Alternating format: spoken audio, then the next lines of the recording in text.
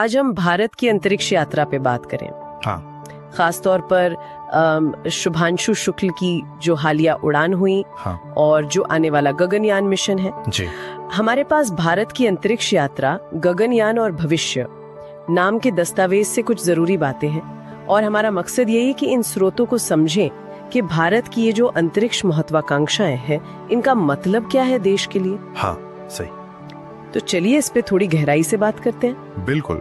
और इसकी जड़ें तो आप देखिए डॉक्टर विक्रम साराभाई के उस सपने तक जाती हैं। हाँ, 1950-60 का दशक। जी, जब देश के सामने कितनी चुनौतियां थी, गरीबी थी और भी बहुत कुछ, पर उन्होंने तब भी विज्ञान और तकनीक में आगे बढ़ने का लक्ष्य रखा। ये मतलब बहुत बड़ी सोच थी उस समय। और उसी सोच ने फिर ISRO को जन्म दिया है ना। बिल्कुल। 1975 में आर्यभट्ट, फिर 1984 में राकेश शर्मा की उड़ान। हाँ, वो सोवियत यान पर थे और फिर भी एक भारतीय अंतरिक्ष में। हाँ, वो भी एक पड़ाव था। और फिर चंद्रयान, मंगलयान मिशन, ये सब क्या सिर्फ सफलताएं थीं या ये गगनयान के लिए एक तरह से तैयारी थी? नहीं, ये सिर्फ सफलताएं नहीं थी, ये असल में क्षमता निर्माण की सीढ़ियां थी, जैसा आपने कहा। अच्छा। हर मिशन ने कुछ सिखाया, कुछ साबित किया। आर्यभट्ट ने दिखाया हम सैटेलाइट बना सकते हैं। राकेश शर्मा की यात्रा ने मानव उड़ान की एक उम्मीद जगाई। हाँ। चंद्रयान ने जटिल मिशन मैनेजमेंट सिखाया, और मंगलयान ने तो कमाल ही कर दिया, अंतर्ग्रहीय नेविगेशन। तो ये आत्मविश्वास और तकनीकी महारत दोनों का सफर था। सही कहा। और फिर इतने सालों बाद, राकेश शर्मा के 41 साल बाद 2025 में शुभांशु शुक्ल की उड़ान, वो भी नासा इसरो साझेदारी के तहत। ये 41 साल का गैप। हाँ, ये गैप भी बहुत कुछ कहता है। और ये उड़ान ये सिर्फ एक और अंतरिक्ष यात्री की कहानी नहीं है। तो क्या है ये? देखिए, ये भारत की वैज्ञानिक तैयारी दिखाती है कि अब हम कितने परिपक्व हो गए हैं जटिल मिशन के लिए। और ये भारत अमेरिका के बीच सफल सहयोग का भी एक बड़ा उदाहरण है। हाँ, वैश्विक सहयोग। जी। और शायद सबसे जरूरी, ये अंतरिक्ष में भारत की नई पीढ़ी की दस्तक है।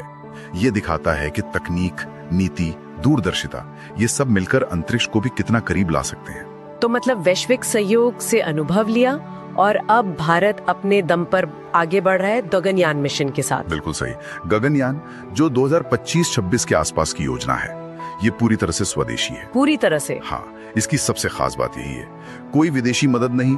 3 भारतीय अंतरिक्ष यात्री होंगे। 3? पृथ्वी से लगभग 400 किलोमीटर ऊपर, और सब कुछ भारत की बनी तकनीक से। क्रू मॉड्यूल जिसमें यात्री रहेंगे। हाँ, वो कैप्सूल, फिर लॉन्च व्हीकल यानी रॉकेट, और जो जीवन रक्षक प्रणालियां हैं, सब यही बना है। तो ये तो पूरी तरह मेड इन इंडिया अंतरिक्ष मिशन हुआ।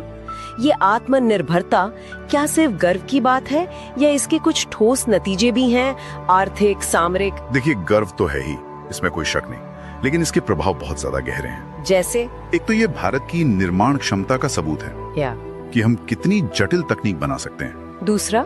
इससे हमारी रक्षा और निगरानी की क्षमताएं मजबूत होंगी। अच्छा। बेहतर सैटेलाइट डेटा मिलेगा तो स्वास्थ्य, मौसम की जानकारी, खेती, इन सब में सुधार होगा। और सोचिए जरा, ये भारत में स्पेस टूरिज्म का रास्ता खोल सकता है। स्पेस टूरिज्म, क्या बात है। हाँ, और एक पूरी स्पेस इकोनॉमी की नींव रखी जा सकती है। हजारों नौकरियां पैदा होंगी, और जो निजी स्पेस स्टार्टअप्स आ रहे हैं ना, हाँ, आजकल काफी चर्चा है उनको तो बहुत बड़ा बूस्ट मिलेगा इससे। तो ये सिर्फ एक मिशन नहीं है, ये असल में भविष्य की नींव रखी जा रही है।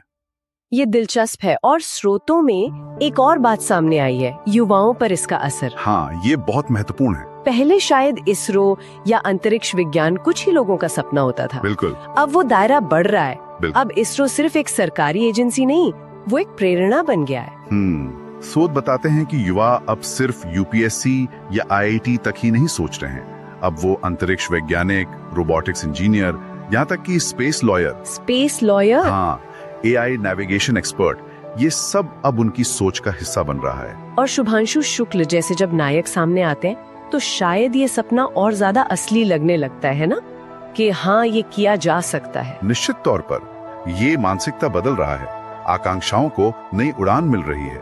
तो कुल मिलाकर देखें तो भारत की ये अंतरिक्ष यात्रा सिर्फ रॉकेट उड़ाने की कहानी नहीं है। बिल्कुल नहीं। ये एक बदलते हुए भारत की तस्वीर पेश करती है। जैसा कि स्रोत भी कहते हैं, भारत अब सिर्फ एक विकासशील देश नहीं बल्कि एक लॉन्चिंग राष्ट्र बन रहा है। सही शब्द है, लॉन्चिंग राष्ट्र। और शुभांशु शुक्ल की उड़ान और गगनयान की तैयारी, ये इसी बदलाव के बड़े संकेत हैं। एकदम सही। ये दिखाता है कि भारत की सोच अब वो सीमाओं में बंधी नहीं है, वो सचमुच आसमान को, सितारों को छूने का लक्ष्य रख रही है। और यहीं पर एक सवाल मन में आता है सोचने के लिए कि जैसे जैसे भारत अंतरिक्ष में अपनी पहुंच बढ़ा रहा है, हाँ। तो तकनीक और अर्थव्यवस्था के फायदों से परे, हाँ। भारतीय समाज पर और दुनिया में भारत की जो भूमिका है, हाँ। उस पर इसके और क्या गहरे असर हो सकते हैं, ये एक सोचने वाली बात है आगे के लिए।